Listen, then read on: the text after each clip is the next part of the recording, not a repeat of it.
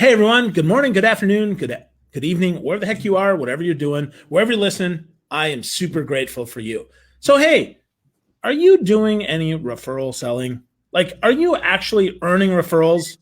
Well, Bob Burg can teach us how to get an endless supply of referrals. Not only to write the book, but he's also got an amazing workshop coming up just down the street from me in Orlando. Now, if you are one of the 7 people that don't know Bob Burg, you are in for a treat today. Bob and I have known each other, gosh, probably almost 20 years now, which is crazy. And what's cool is last year he just got inducted into the Speaker Hall of Fame.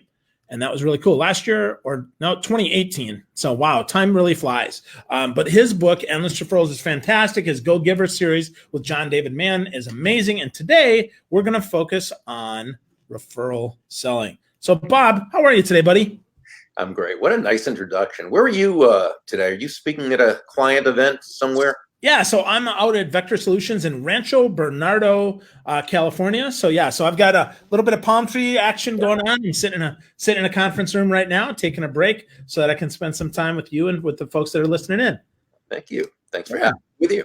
Totally. So Bob, I got to ask, man. So you wrote the first edition of Endless Referrals quite a long time ago. Is it more or less relevant now than it was when you wrote the book?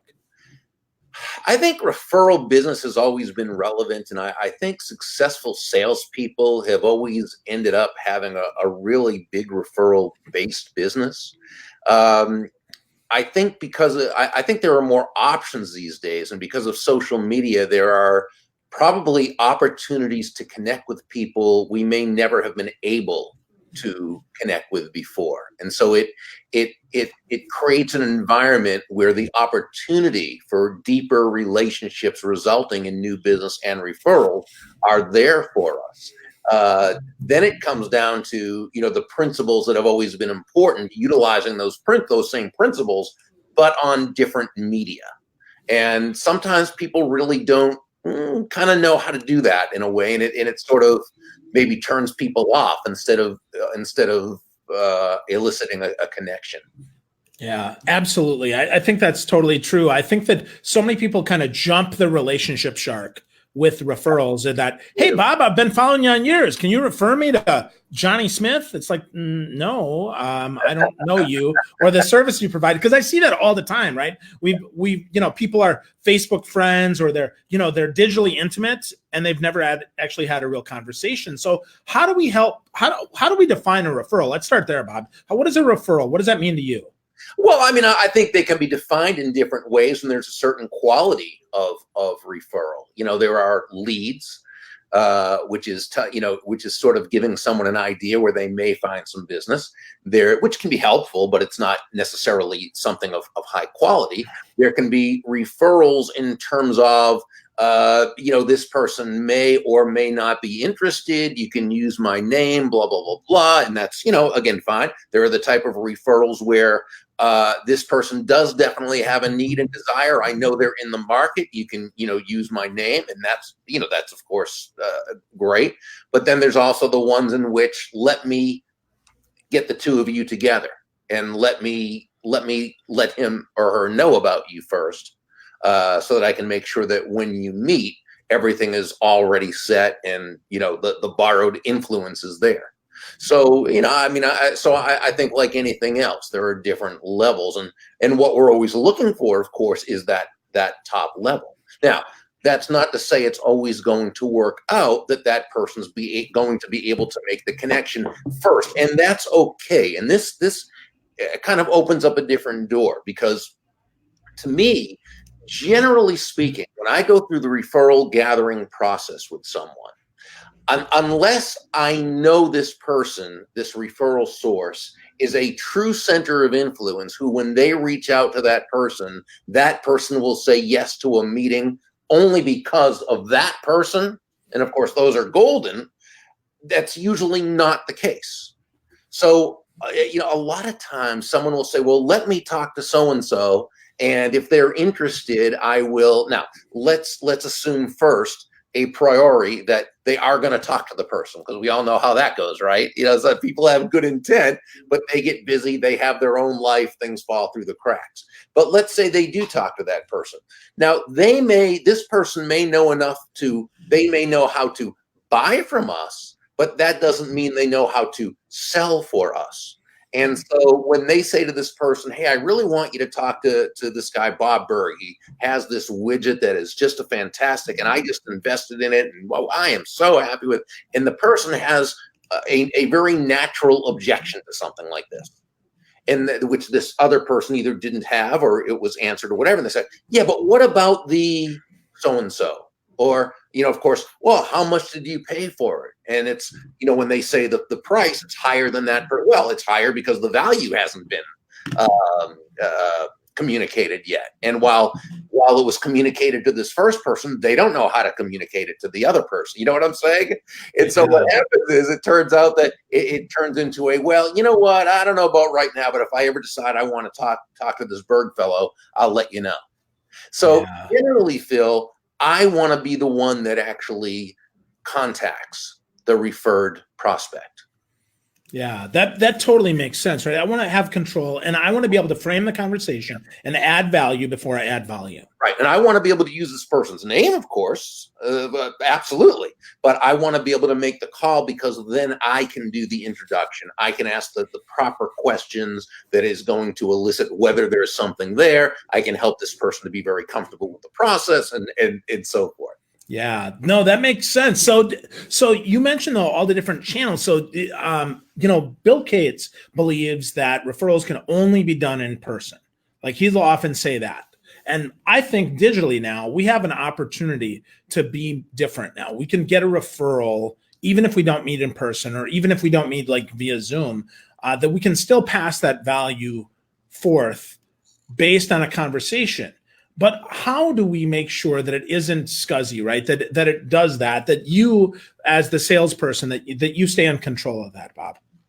Well, you do make sure that when you contact this person, however that's been set up to do so, that you do it in a way that, I always talk about, and you've heard me talk about before, always providing the out or the back door.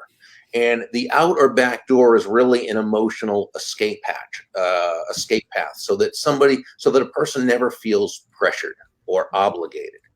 Because as human beings, one of a very big driver of human nature is our need to be in control of ourselves, right? Autonomy, if you will.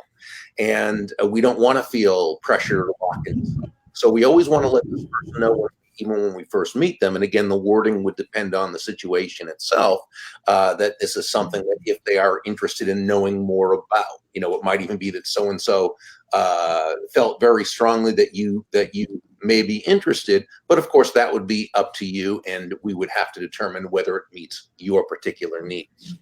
Yeah. So we always want to do this in a way that we frame it as though there's no pressure, because there should never be any pressure, and always so that this person feels as though they have an out.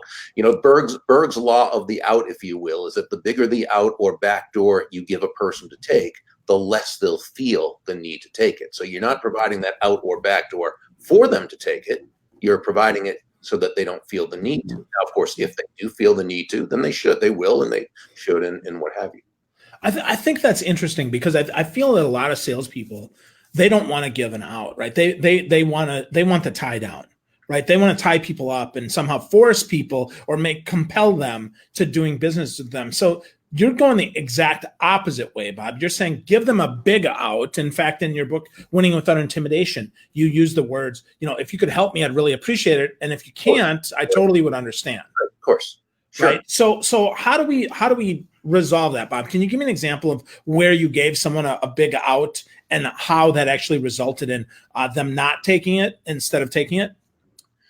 Well, let's say, for example, someone, has said, Bob, I really don't know if this is something that would be for me, or whether or not it's worth my time looking into it. Okay. And the out might be something like, Mary, while we've been able to help a lot of people with this product, whether or not it's the right fit for you, we simply can't know without exploring deeper and discovering whether it meets your needs. So please know that if we do have an initial conversation, it's simply for both of us to determine whether or not that's the case. If it does, fantastic. If not, that's fine as well. Yeah, I think that's so important. I see that so often missed. I see that salespeople trip over that because they really want to tie down. But I agree. We don't even know. If you don't know that you can serve, then why offer the service, right? Instead, offer to explore. That's a commitment that we need to get. But we have then asking the question, would it be okay if we actually explore this a little bit more? Or would it be okay because Bob says this would be a good fit? I'd like to explore to understand if that's indeed the case. Mm-hmm. Yeah, and this is also the reason why I want people to have lots and lots and lots of referrals and new prospects, because when your business is dependent upon any one person saying yes, that puts a lot of pressure on you. It's difficult to have emotional posture when that's the case. I in a sense, I define emotional posture is when you care, but not that much. In other words, you'd prefer this person to be interested, of course. And if they are, fantastic. But if they're not, that's okay. It's not going to interrupt your it's not going to come in the way of your sense of happiness. Now, one way to have that is by having so many people on your list, right? So many people you can call, so many people you can contact, people who through borrowed influence and borrowed trust, vicarious experience, already, you're 9 steps ahead of the game in that 10-step game. And when you've got that, now you really don't have to concern yourself with whether any one person's interested, because if they're not, you can always move on to someone else. And to that degree that you're not attached to the outcome, that's actually the degree that the outcome is going to be more in your favor, because that other person can sense when it's that important to you. And that commission draft. Yeah. Right. So that's funny. So when you talk about endless referrals, you're really talking about the goal then is to get an endless supply of that, so that then everyone is not a desperation call, right? Not everything has to be a close. You just close then the right people. Is that what you're talking about when you say endless referrals, Bob?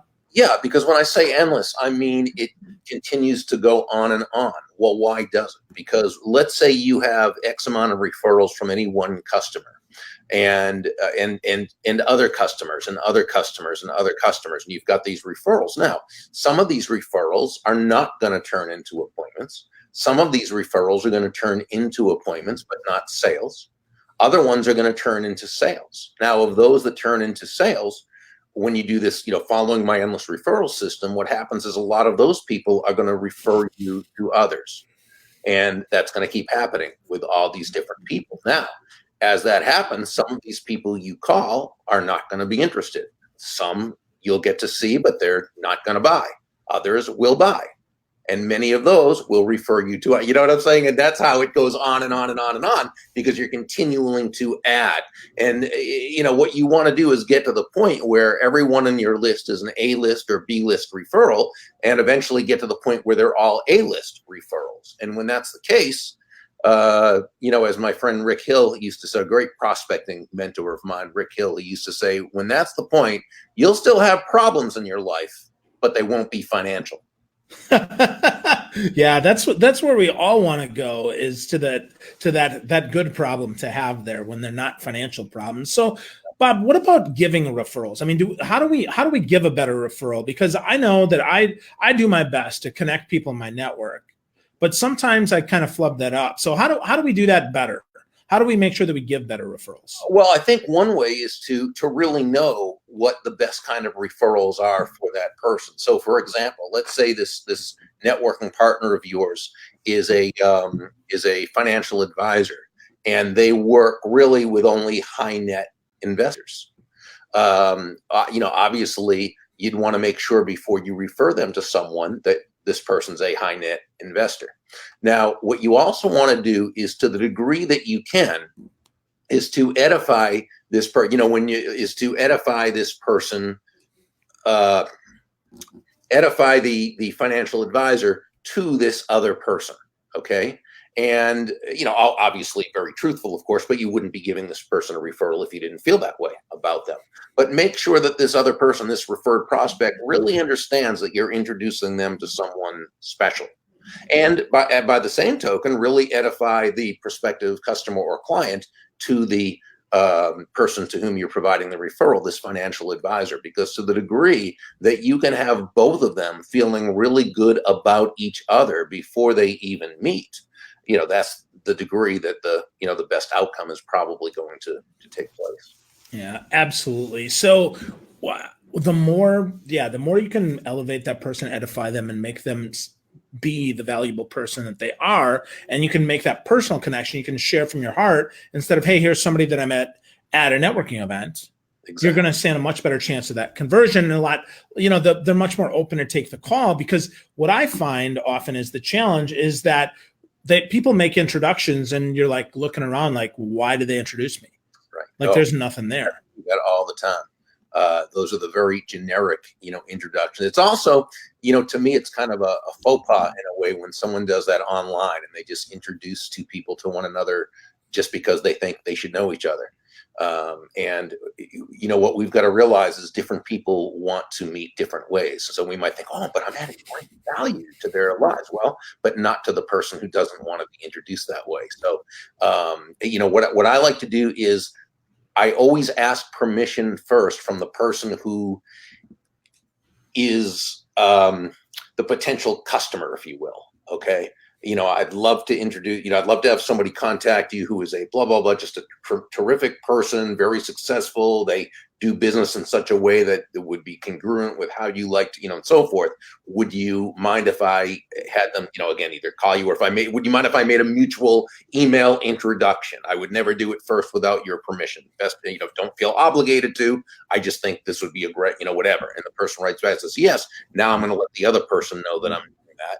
And then I'm going to, send them both a good edifying introduction, let each of them know what the other person does, what I admire about you. And it doesn't have to be it shouldn't be a long one. It takes a few lines and that's it. And then let the two of them, take it from there. Yeah, that makes a lot of sense. So Bob, how much time, if we've got a 50-hour sales week, how much time should we spend on referrals? In terms of the development of the prospect of them. Yep. I think that's one of those things that when we're always looking to, of course, drum up new business. To me, the prospecting aspect never stops. It shouldn't ever stop. But to the degree that you're building up this referral business, you begin prospecting within your referral market. You know what I'm saying? And that's where you want to get. Now, when you can be spending your time there, that's what I call the rainbow, because you think about a big, beautiful, multicolored rainbow starts over here, stretches across the sky. At the end of that rainbow is that proverbial pot of gold. That pot of gold is where the prospects are who are, or the chances are very good that they're qualified prospects. They need, they want, they desire what you offer, and they can afford it. And so when that's the case, you want to invest a lot of your time, as much time as you can, prospecting within your referral network. Yeah, that makes so much sense. The more you can prospect in a target-rich environment that is full of people that actually want what you need and can afford it, the better your chances are of closing. It's really pretty simple, right? That's not even math. That's just common sense, right? The more that I can talk to people who need what I want and can afford it, totally gives them an opportunity more to buy. And if then you pass that trust through, now it's almost a slam dunk, right? Yeah, well, and that's the thing about referrals, the benefits of working with referral-based prospects. There's probably hundreds, but I think they come down to 4. One is referral-based prospects are easier to set the appointment with. Obviously, you're going in on borrowed influence. Benefit number 2 of a referred prospect, price is generally less of an issue. Now, that doesn't mean it's a non-issue or not an issue. We always have to justify it and create where they see value here while the price is here. But again, and you were saying, as you were saying, it's target rich. So these people are those who already kind of see the value, or again, the borrowed influence of the person who referred you. So you can go in rather than trying to or having to sell on low price like the others who they don't already know about, you go in there being able to sell on high value. Remember, when you sell on low price, you're a commodity. When you sell on high value, you're a resource. Uh, and, unless your last name is Walmart or Amazon.com, you don't want to make low price your unique selling proposition, right? The benefit number 3 of a referred prospect is it's simply easier to complete the transaction or close the sale. This makes intuitive sense, and it's a function of borrowed trust, or what I call vicarious experience.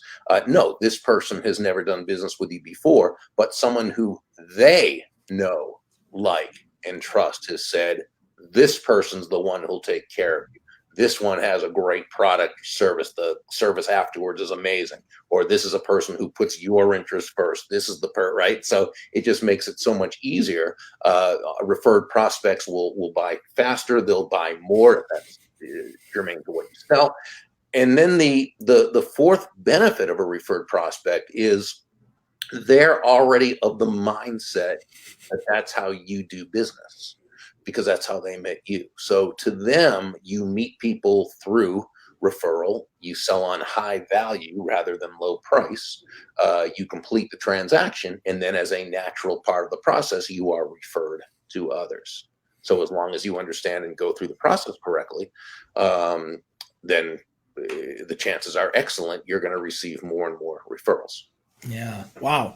4 awesome benefits that certainly will boost our bottom line, certainly will boost our business, certainly will help us add even more value to the world, which I really like. And one of your quotes that you and John David Mann say in The Go-Giver is that money's an echo of value. It's the thunder to value's lightning. So, Bob, talk about that a little bit, because a lot of salespeople say that they're motivated by money. What does that really mean, and how is that more of an outcome, and how do we shift that mindset? Yeah, well, here's the thing, Phil, and this is when people say, Bob, I understand this go-giver stuff, focus on the other person, put them before the money, and that's great when you've got all the money and you're already successful and don't need the business, but right now I need to feed my family. And the false premise there, Phil, is that selling through a focus on yourself and to focus on the money is actually the most successful way to sell. Well, here's the thing, okay? Nobody is going to buy from you because you have a quota to meet. They're not going to buy from you because you need the money. And they're not even going to buy from you because you're a really nice person who believes in what you do. They're only going to buy from you because they believe they will be better off by doing so than by not doing so. And in a free market-based economy, when I say free market, I simply mean no one is forced to do business with anyone else. In a free market-based economy, that's the only reason why anyone should buy from you or from me or from anyone else. The good news about this is that salesperson who understands that shifting your focus from yourself, off of yourself, and onto that other person is not only a more pleasant way of selling, it is the most financially profitable way to sell as well. So, that's really what it's all about. Even if you're doing it for selfish reasons, right? Enlightened self-interest, if you will, understand that if you're focused on yourself and the money, it's going to come across on some level to that person. And you're probably not doing all that you need to do to communicate value if your focus is on a commission. But when your focus is on discovering what this person needs, what they want, what they desire, how you're helping them in their life, how you're helping them overcome a challenge or make their life better, or whatever it happens to be through your product or service, when you understand that, you're going to take the actions that are going to be more congruent with that. And that person's going to trust you, and that person's going to want to do business with you. Wow, that just makes so much sense, Bob. There's so much there that we could unpack, but unfortunately, we don't have a ton of time left. So let's talk about this, Bob. Sounds like I need a system in order to do this, right? This is not accidental, certainly is on purpose, and it needs to be. There's probably a whole lot more about referrals that we need, and so so we can buy your book, right? We can get Endless Referrals, but we'd have to self-teach us. And so you created a new workshop that you have coming out in January, right? Not new. I mean, you kind of done this before, right? But really new and enhanced and even better in Orlando, January 24th and 25th, called Endless Referrals, the Go Giver Way. So talk to us a little bit about that, Bob, and what people can expect to learn there. Because if I was in town, I would be there. Yeah, I just happened to be out of town, so I was planning to come. You're going to be speaking for one of your clients, and Yeah. you're doing exactly what you're supposed to be doing. And that's right. It's going to be a 2-day workshop, and rather than me and my big mouth up there speaking, it's to the audience, it's going to be a very hands-on, back and forth, working together type of program. And we're going to go through your business and your referral business, and we're going to create the referral plan for you for this year. And you mentioned about a system. Yeah, it's a full system. It's the Endless Referrals system. And what is a system? It's the process of predictably achieving a goal based on a logical and specific set of how-to principles. In other words, the key is predictability. If it's been proven that by doing A, you'll get the desired result of B, then you know that all you need to do is A, and you'll get the desired result of B. Well, this weekend, that 2 days is going to be about A. Okay. And so again, it's going to be very hands-on. It's going to be back and forth. And by the time you leave those 2 days, your system is going to be in place and it will be ready for you to utilize. Wow. That's fantastic. So there's so much there that folks can get. So if they want to know about that, they can go to endlessreferrals.com. We had a couple folks chime in. Terry Brock sends his best today. Yeah, absolutely. And so did Tim Son. Hey, Tim. Tim. Yeah. So always fun to see some friends that chime in. So the website, folks, is endlessreferrals.com. Should definitely check that out and check out Bob's workshop. It's in Orlando. It's just 2 days. Small investment for that. And Bob, I have to tell you, I look at this. I see that you have a Pindars package. So talk to me a little bit about that, because that sounds pretty exciting. Yeah, well, it is, and Pindar, of course, is named after the main mentor in the book, and that's just going to be a little bit more access with Kathy, my business partner and strategist, and me, where it's going to include lunch, it's going to include limo pickup, it's going to include free night hotel, the free nights in the hotel, a couple of strategic planning sessions. So there's more to it. So I would just say when people go to the site to just scroll down and see which package works best for them. I did want to tell you, Phil, that there's only going to be 25, 30 people at the most. Because again, we want this to be a very small, intimate group. So again, it's really not going to be it's not a presentation. We're not even calling it a seminar. That's why we're calling it a workshop. Yeah, absolutely. Fantastic. So the website, folks, it's scrolling on the bottom there, endlessreferrals.com. This has been Bob Burg. He is a guru when it comes to generating those endless referrals and teaches the Go Giver Way, which is really the most selfish way that you can sell, because you're adding more value. It'll definitely generate your bottom line. It'll help you grow your business, help you get those endless referrals that you need. So Bob, it's been an absolute pleasure. If people want to hang out with you on the Twitters, are you hanging out on Twitter these days, Bob? I am on the Twitters. I am all over those internets. Absolutely. So always enjoy your interactions, Bob. I hope this is going to be a great workshop for so many, because I really believe, again, folks, if I was in town, I would absolutely be there with you. So that means you got an extra spot, because I'm not stealing one. You should definitely check it out, folks. So thank you so much, Brother Bob. I appreciate you, man. Brother Phil, thank you. I always appreciate you. Absolutely. So go check it out, folks. If you get an opportunity, you absolutely want to learn more from Bob Burg. You want to go to Endless Referrals in Orlando, the end of January, 24, 25, and check it out. Hope you got some great referral selling. Have a great day. Thanks so much, everyone.